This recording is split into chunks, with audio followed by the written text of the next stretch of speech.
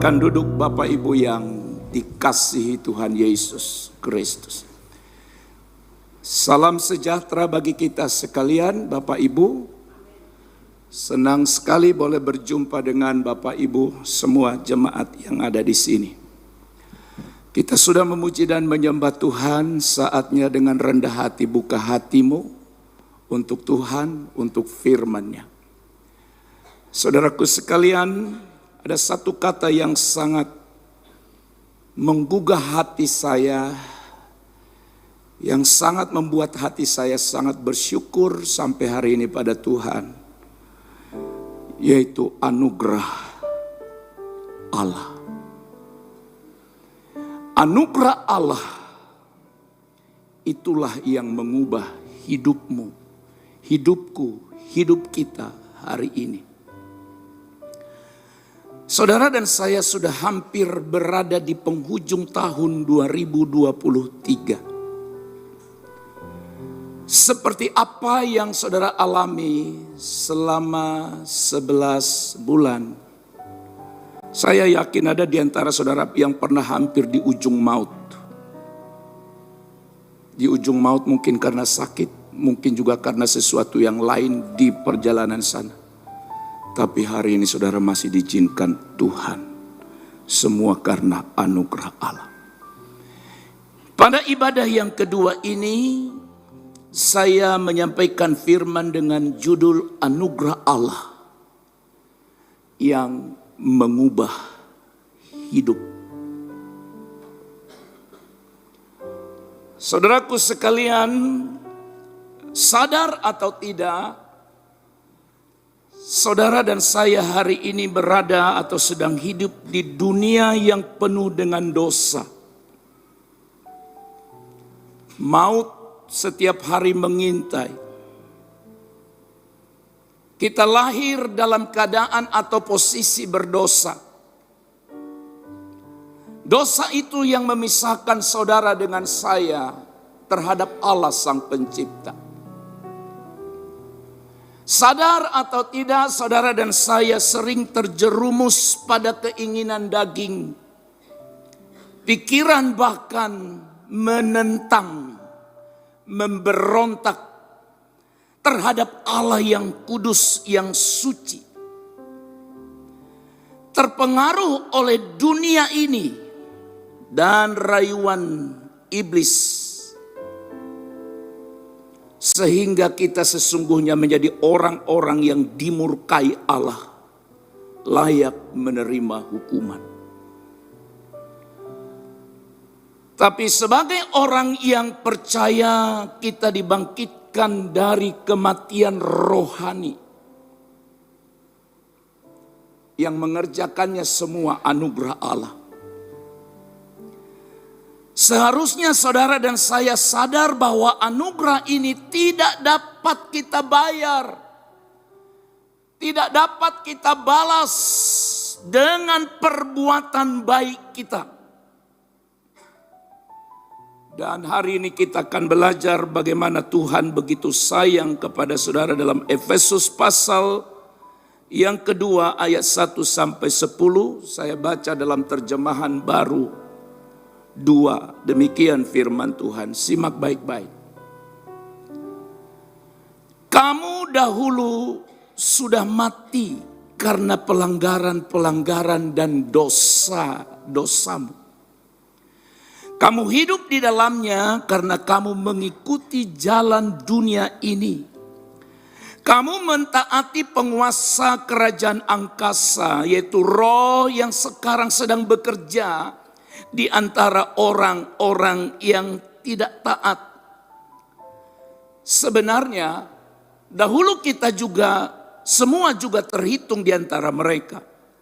Ketika kita hidup dalam hawa nafsu daging dan menuruti kehendak daging dan pikiran kita, pada dasarnya kita adalah orang-orang yang harus dimurkai sama seperti mereka yang lain.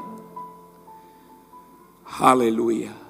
Ayat 4. Tetapi Allah yang kaya dengan rahmat, oleh karena kasih-Nya yang besar, yang dilimpahkannya kepada kita telah menghidupkan kita bersama-sama dengan Kristus, sekalipun kita telah mati oleh kesalahan-kesalahan kita. Oleh anugerah kamu diselamatkan. Dan di dalam Kristus Yesus, Ia telah membangkitkan kita juga dan memberi tempat bersama-sama dengan Dia di surga, supaya pada masa yang akan datang Ia menunjukkan kepada kita kekayaan anugerahnya yang melimpah-limpah sesuai dengan kebaikannya terhadap kita dalam Kristus Yesus. Sebab karena anugerah kamu diselamatkan oleh iman. Itu bukan hasil usahamu, tetapi pemberian Allah. Itu bukan hasil usahamu, tetapi pemberian Allah. Itu bukan hasil pekerjaanmu, supaya tidak ada orang yang memegahkan diri.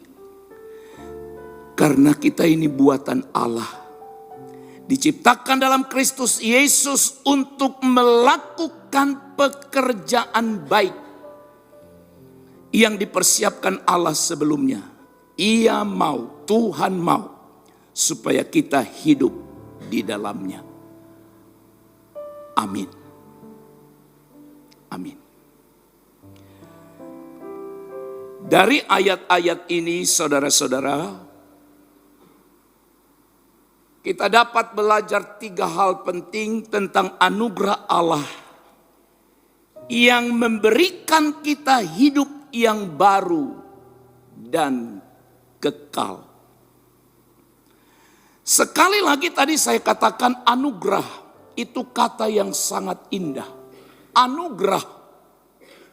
Alkitab tadi berkata kamu diselamatkan itu bukan karena usahamu, bukan karena perbuatan baik, amal baik, tetapi karena anugerah, kasih karunia Allah. Kebenaran yang pertama, saudaraku, anugerah Allah adalah pengampunan dari dosa dan maut. Tadi pagi dalam ibadah yang pertama saya menyampaikan firman Tuhan, pengampunan yang mulia. Belajar dari apa yang dialami oleh Daud dalam Mazmur pasal 32. Bahwa Daud itu pernah membunuh, pernah berzina, dan Allah murka, tapi dia mengaku dosanya. Dan di Mazmur pasal 32, firman Allah berkata, berbahagialah orang yang dosanya diampuni, pelanggarannya ditutupi. Anugerah itu pemberian, anugerah itu kasih karunia Allah, yaitu pengampunan, mau mengampuni saudara dan saya dari dosa dan maut. Di ayat yang pertama, keempat, dan kelima, kamu dahulu sudah mati karena pelanggaran-pelanggaran dan dosa-dosamu mati. Ayat 4, tetapi Allah yang kaya dengan rahmat, oleh karena kasih-Nya yang besar, yang dilimpahkannya kepada kita, telah menghidupkan kita bersama-sama dengan Kristus, sekalipun kita telah mati oleh kesalahan-kesalahan kita. Oleh anugerah kamu diselamatkan. Saudara, kita mati karena dosa, namun Allah menghidupkan kita bersama dengan Kristus. Meskipun awalnya saudara dan saya terpisah dan bermusuhan atau menjadi seteru Allah, diberikan kesempatan yang baik bagi kita untuk berdamai dan bersatu dengan Allah dalam hal mencapai tujuan yang mulia dan bahagia. Allah yang penuh kasih itu mengorbankan anaknya yang tunggal Yesus Kristus. Mati di kayu salib untuk menebus dosa saudara dan saya. Sekarang peristiwa kematian seringkali dianggap itu hal biasa. Berita tentang salib itu dianggap sesuatu yang biasa. Itu bukan biasa. Oleh sebab itu saudaraku, bersyukur kepada Allah. Puji Allah. Karena Dia sudah mengampuni dan menyembunyikan dosa kita. Mengakui di hadapan Allah, tinggalkan dosa itu. Saudara-saudara, semua kita ini disebut tadinya musuh Allah, seteru.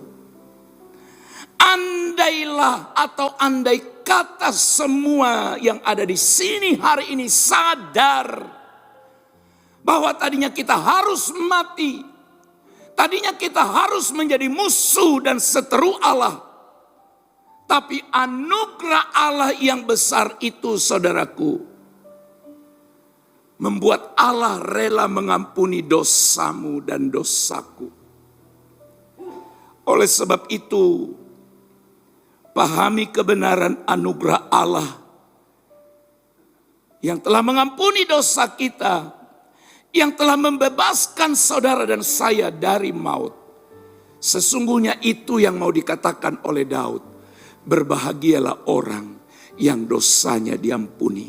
Oleh karena dia tahu pengampunan itu pemindahan seseorang dari kematian, dari maut yang harusnya menjadi musuh, dimurkai Allah, tetapi dijadikannya menjadi anak-anak Allah. Yang kedua, anugerah Allah. Selain mengampuni kita dari dosa, yang kedua adalah pengangkatan saudara. Pengangkatan kita dari dunia ini dan dari kuasa iblis. Di ayat yang kedua, ayat 6 dan ayat yang ke-7, Alkitab berkata, kamu hidup di dalamnya. Karena kamu mengikuti jalan dunia ini. Kamu mentaati penguasa kerajaan angkasa. Yaitu roh yang sekarang sedang bekerja di antara orang-orang yang tidak taat. Ayat 7, perhatikan.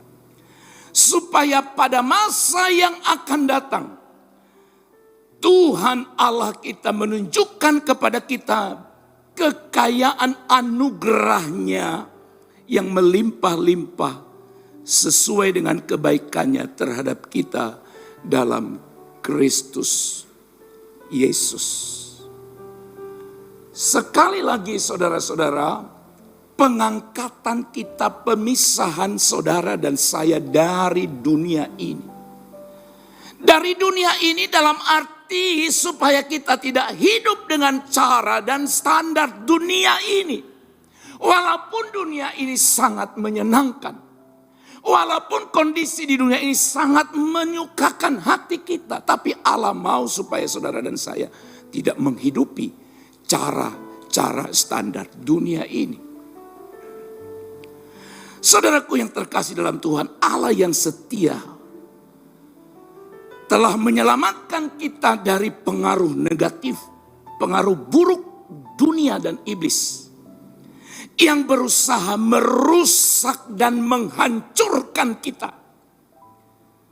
Tapi sekali lagi, kata anugerah menunjukkan dengan kemuliaannya Allah mengangkat kita ke surga melalui Kristus. Mengundang saudara dan saya untuk menjadi warga kerajaan Allah dan berstatus sebagai anak-anaknya. Oleh sebab itu saudara-saudara, apa yang harus saudara dan saya lakukan? Harus percaya dan bergantung sepenuhnya pada Allah. Sekali lagi, percaya dan bergantung sepenuhnya kepada Allah atas segala penyelamatannya. Kita juga harus tolak untuk tunduk pada dunia, menolak untuk tunduk pada kuasa iblis, melawan mereka bersama Allah. Karena sekali lagi, kata kunci anugerah Allah, jangan saudara dan saya abaikan, jangan saudara dan saya sia-siakan. Semua kita ini menjadi sangat penting, menjadi sangat spesial di mata Tuhan. Amin. Coba dulu katakan pada dirimu, tidak usah dulu pada orang. Mulai dari dirimu dulu, sebab kalau kau nggak yakin pada dirimu, kau bilang pula sama orang lain, nanti bahaya. Yakinkan dirimu dan berkata, aku spesial di mata Tuhan. Coba ngomong pada dirimu, aku berharga di mata Tuhan. Ayo ngomong, 2, 3. Sekarang cari kawanmu dulu. Jangan bilang begini, kau berharga di mata Tuhan. Lihat matanya. Cari dulu pasangannya. Maksudnya temanmu yang bisa ngomong. Kalau ada di kirimu 3, gini buat. Kau berharga di mata Tuhan. Kau berharga di mata Tuhan. Jangan bilang begini, kau berharga di mata Tuhan. Kau berharga di mata Tuhan. Oke. Saudaraku sekalian, ini bukan omong kosong. Kalau saudara dan saya sadar, sekali lagi sadar, engkau berharga di mata Tuhan. Penampilanmu, bentuk tubuhmu, fisikmu seperti ini, itu enggak masalah bagi Tuhan. Maka kalau engkau cantik sekali, jangan kau sombong. Gampang sekali buat Tuhan membuat kau jadi jeleknya luar biasa. Kalau engkau merasa dirimu gagah dan ganteng, tidak usah sombong. Begitu mudah bagi Allah membuat engkau jadi on dan tidak tertarik sama sekali. Hanya di satu saraf saja yang tidak engkau tahu di mana posisinya sekarang. Allah tarik itu. Tadinya engkau yang berkata, I am stronger than you. Engkau berkata begini, tapi Tuhan tarik. Sehingga engkau berkata, aku tidak stronger. Pak, tidak ada yang perlu disombongkan. Ayo cantik, rendah hatilah. Ganteng, rendah hatilah. Kaya, rendah hatilah. Posisimu tinggi, posisimu hebat, rendah hatilah. Yang di atas posisimu tinggi sekarang, rendah hati. Mereka sekarang, saudara sekarang ada di bawah mereka. Di bawah kakinya kita. Yang di atas ini nih. Ada orang-orang di atas. Jangan sombong ya. Besok mereka naik ke atas. Kamu yang ke bawah. Luar biasa ya.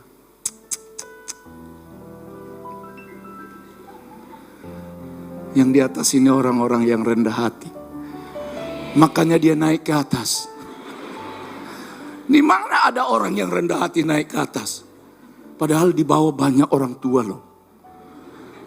Jadi mulai minggu depan bilang orang tua yang ke atas. Kami yang di bawah. Tapi kasihan kalau sampai opung ini naik ke atas, naik tangga, turun tangga.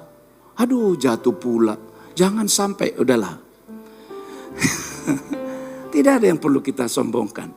Semua karena anugerah Tuhan. Amin. Haleluya. Sekali lagi pegang kata anugerah Allah. Aku ada hari ini karena anugerah Tuhan.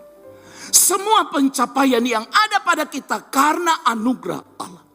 Oleh sebab itu sekali lagi menuntun saudara dan saya untuk bersyukur dan bergantung pada Allah. Yang ketiga terakhir. Anugerah Allah yang mengubah hidup kita. Harus sadar yang ketiga adalah anugerah Allah adalah pengutusan, penugasan saudara untuk melakukan pekerjaan yang baik. Artinya saudara-saudara, kita sudah menerima anugerah dari Allah. Bukan untuk didiamkan, ada tugas kita, ada tanggung jawab kita. Ayat 8-10 firman Tuhan berkata, sebab karena anugerah kamu diselamatkan oleh iman. Itu bukan hasil usahamu, ayo. Itu bukan hasil usahamu, tetapi pemberian Allah. Wah, itu bukan hasil pekerjaanmu, supaya tidak ada yang memegahkan, supaya tidak ada yang sombong. Ayat 10. Karena kita buatan Allah, made in God. Bukan buatan lubuk pakam, tapi buatan Allah. Sekali lagi bilang buatan Allah. Iya, diciptakan dalam Kristus Yesus untuk melakukan, nah ini tugas kita, melakukan pekerjaan baik yang dipersiapkan Allah sebelumnya, titik. Ayat terakhir itu, lihat. Ia mau. Siapa yang mau? Siapa yang mau? Tuhan. Tuhan mau supaya kita hidup di dalamnya. Berarti saudara, anugerah Allah itu adalah pengutusan. Anugerah Allah itu adalah kesempatan.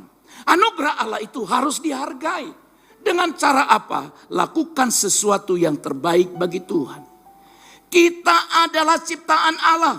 Diciptakan dalam Kristus Yesus untuk melakukan pekerjaan baik yang telah dipersiapkan sebelumnya. Hal ini berarti saudara-saudara, kita memiliki tujuan dan arti hidup yang tinggi dan mulia sesuai dengan kehendak Allah yang merupakan pencipta dan pemberi hidup kita. Kenapa saudara diciptakan? Allah menciptakan kita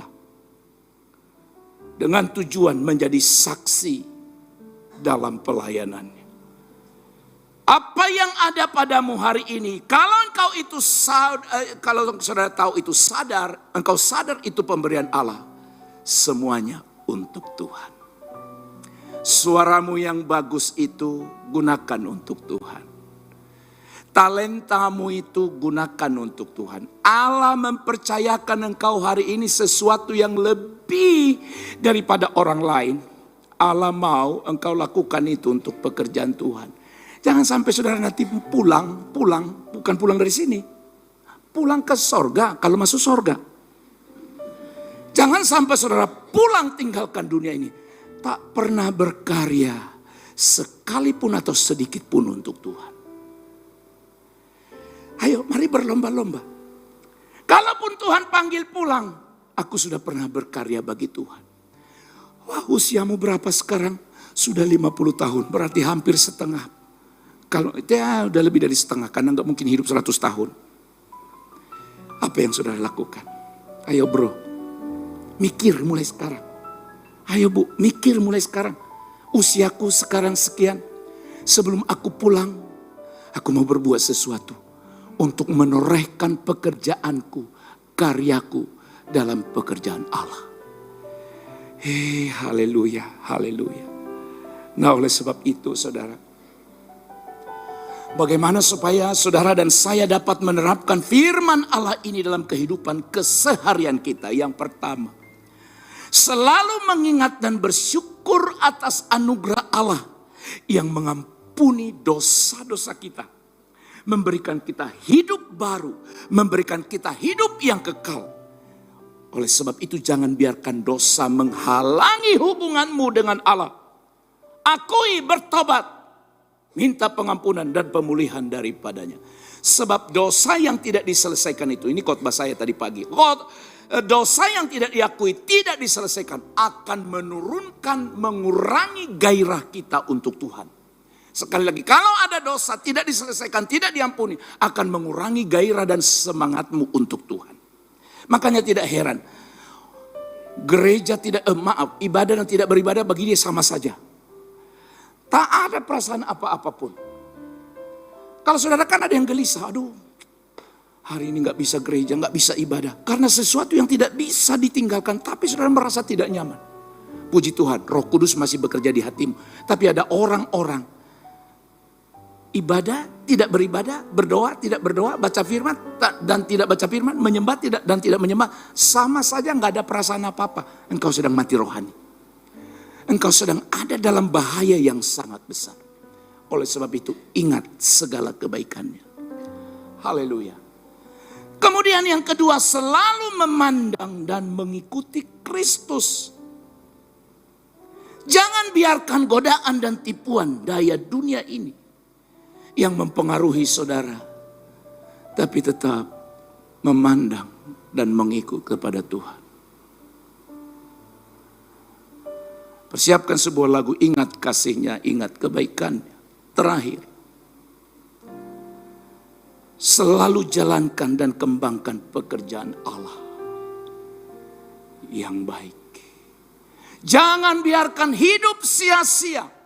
Gunakan hidup kita untuk melayani dan memuliakan Allah.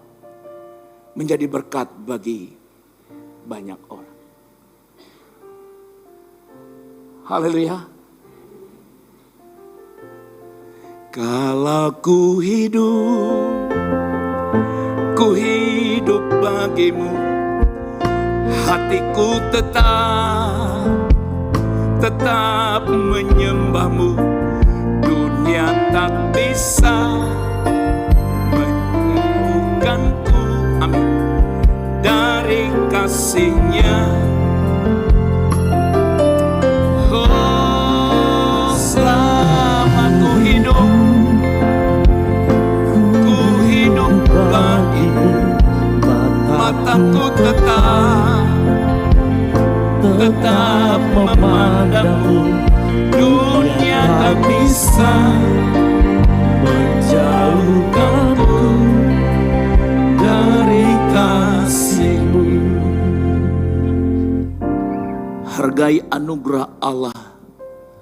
Anugerah Allah lah yang mengubah hidup saudara dan saya. Alkitab berkata, saudara dan saya diselamatkan bukan karena perbuatan baik, bukan karena usaha kita. Tapi sekali lagi, karena anugerah Allah. Sekali lagi, karena anugerah Allah. Jangan ada yang menyombongkan diri.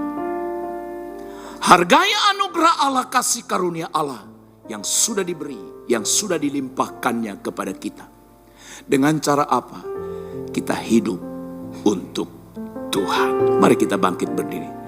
Yesus, Kau kebenaran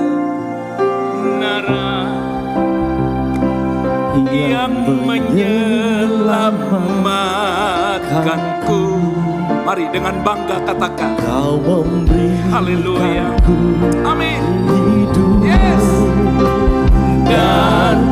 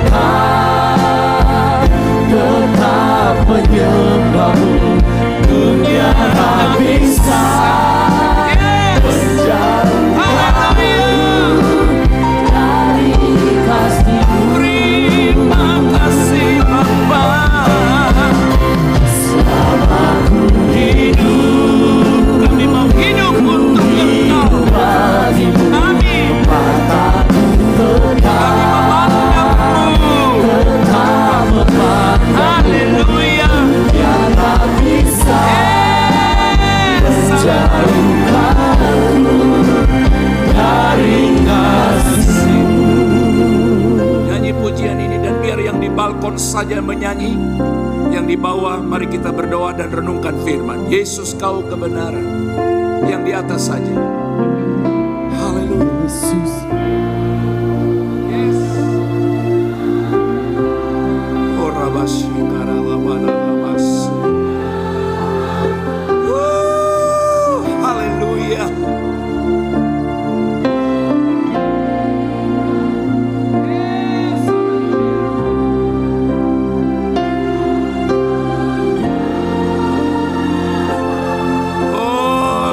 hanya di tempat ini hadirat-Mu Tuhan. Ya Tuhan. Yes. Amin.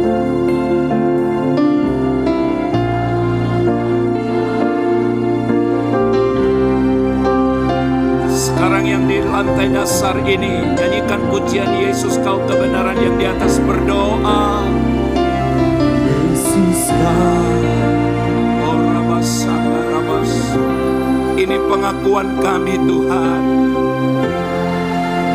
Terima kasih buat anugerah yang menyelamatkan kami. Terima kasih untuk hidup, untuk pengharapan. Yes.